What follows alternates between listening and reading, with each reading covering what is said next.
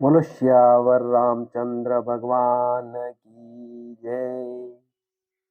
आज अपन ने जो प्रसंग लिया है वो श्रद्धेय श्री ब्रह्म चैतन्य जी महाराज के प्रवचन का अंश है। भगवान के नाम जप के बारे में आपने समझाया है, बहुत ही मार्मिक तरीके से समझाया है। आप प्रेम पूर्वक सुने और अच्छा लगे तो चैनल को सब्सक्राइब करें और अपने इष्ट मित्रों को भी शेयर करें ताकि वो भी सुन सकें। स्वामी जी समझा रहे हैं कि नाम का त्रिकाल में बाधा रहित श्रेष्ठत्व है। नाम सच्चिदानंद स्वरूप है।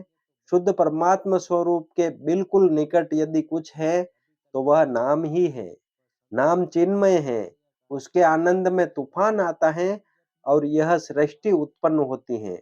अनेक रूप गढ़ना और उन्हें तोड़ना और नए बनाना, फिर भी स्वयं अपने रूप में स्थायी रहना, यह कितनी विलक्षण लीला है। सचमुच मैं तुमसे क्या कहूँ, जब से मैंने बोलना सीखा है, ये स्वामी जी कह रहे हैं कि जब से मैंने बोलना सीखा है तब से आज तक नाम के बारे में बोल रहा हूँ, किंतु अभी भी नाम का महात्म्य समाप्त नहीं हुआ है। नाम का महात्म्य यदि कहते कहते समाप्त हो जाएगा तो समझना होगा कि भगवान की भगवत सत्ता ही मिथ्या है।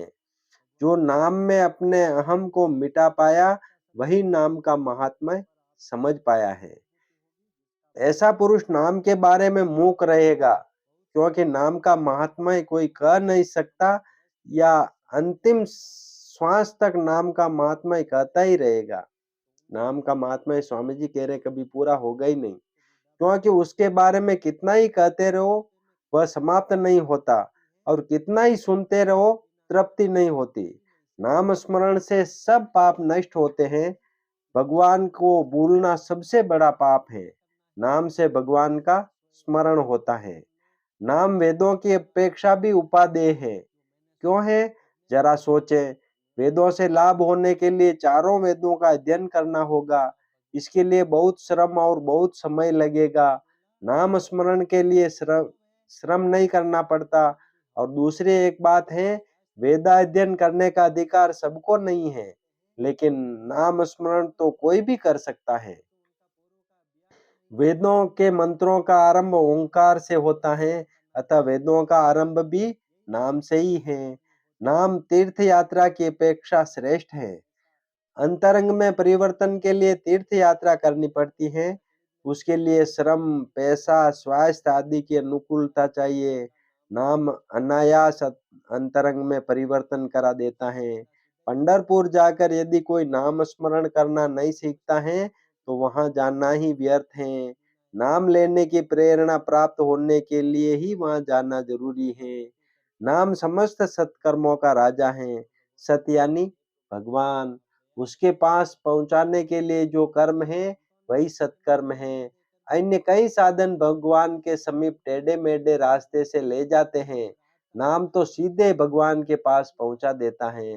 नाम से भवरोग नष्ट होता है। भव यानी विषय। विषयों के प्रति आसक्ति होना सब रोगों की जड़ है।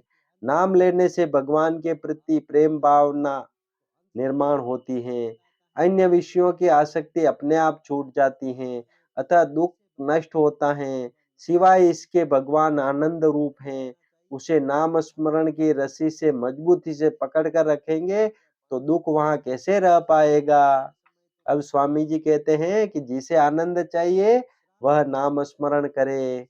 शरीर स्वास्थ्य के लिए, शरीर के लिए आवश्यक द्रव्यों में जब कम अधिक मात्रा होती है तब शरीर का स्वास्थ्य बिगड़ता है, उसी को बीमारी कहते हैं। सौंठ एक ऐसी दवा है कि वह शरीर में कम हुए द्रव्य की पूर्ति कर देती है और अधिक हुए द्रव्य को घटाकर स्वास्थ्य ठीक कर देती है। यानी कि सौंठ खाने से यदि शरीर में कोई द्रव्य अधिक हो रहा है तो वो कम हो के बराबर हो जाता है, और कोई द्रव्य कम पड़ रहा है तो उसको बढ़ा के बराबर कर देती है। उसी प्रकार नाम स्मरण सौंठ की तरह है। पारमार्थिक प्रगति के मार्ग में प्रत्येक व्यक्ति के जिन जिन गुण दोषों के कारण रुकावट आती है वे सब गुण दोष दूर करके उसकी प्रगति का मार्ग भगवान का नाम खोल देता है। अतः किसी में कोई भी गुण दोष क्यों न हो, यदि वह निष्ठा से नाम स्मरण करता रहे तो उसका काम पूरा होता है और वह अपने ध्येय तक पहुंच जाता है। हम लोगों में नंदा दीप जलाने की प्रथा है। नंदा दीप तेल का दीपक होता है। उसकी विशेषता यह होती है कि उसे अखंड जलाते रहना पड़ता है, इसलिए उसमें निरंतर तेल की पूर्ति करनी पड़ती है। वैसे ही जो आनंद चाहता है वह निरंतर नाम स्मरण करे। आनंद का उद्गम ही नाम में है। कहीं भी कभी भी स्पर्श करके देखिए, बर्फ ठंडी ही लगेगी। उसी तरह परमात्मा के पास आनंद होगा ही। हम गृहस्थी को विशाल करते हैं, क्यों? क्योंकि आनंद प्राप्ति के लिए, किंतु भगवान के आधार के बिना होने वाला आनंद कुछ कारणों से ही होता है। वे कारण मिट जाते हैं तो आनंद भी नष्ट हो जाता है। इसलिए ऐसा आनंद अशाश्वत होता है। खाए पिए और मौज उड़ाए, यह सिद्धांत मुझे कुछ सीमा तक पसंद है। स्वामी जी कह रहे हैं कि भाई खाए पिए और मौज उड़ाए, यह सिद्धांत मुझे कुछ सीमा तक पसंद है, किंतु उसमें एक बड़ा दोष है।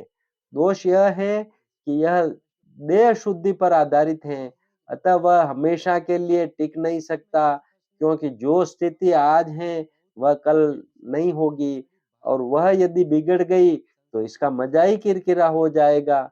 हमें तो यह हिम्मत करनी चाहिए कि जो भी परिस्थिति निर्मित होगी उसमें हमें आनंद का निर्माण करना चाहिए, चाहे केवल 5 मिनट क्यों न हो, लेकिन भगवान से एक रूप होने को सीखना चाहिए। उस 5 मिनट का आनंद इतना होगा जो आपको 100 साल जीकर भी नहीं मिलेगा। शक्कर की मिठास के बारे में घंटों व्याख्यान देने के बजाय एक चम्मच शक्कर मुंह में डालने से जैसे सच्चा आनंद मिलता है, वही बात यहाँ है। यह बात सही है कि जीने में आनंद है, किंतु जीवन में आनंद न हो तो वह जीना मृतक के समान है। जिसके पास भगवान है उसी को जीने में आनंद प्राप्त होता है। अतः जो जीना चाहता है उसे नाम स्मरण करना ही चाहिए। सदा सद सदा सब समय तुम्हारा खंड योग बना रहे, ऐसा समर्थ रामदास स्वामी ने मांगा। और मुझे तुम्हारा विस्मरण न हो, ऐसा वर संत तुकाराम जी महाराज ने मांगा। इसका यही कारण है कि जहाँ भगवान होते हैं वहाँ आनंद होता है। व्यापारी लोग आज नगद कल उधार की तख्ती लगाते हैं, ऐसे ही आनंद नगद दुख उधार की वृत्ति हम रखें। जिसकी नाम स्मरण में प्रसन्नता बनी रहती है उसे मानो नित्य दीपावली ही है। नारायण नारायण नारायण नारायण नारायण। बोलो श्यावर रामचंद्र भगवान की जय।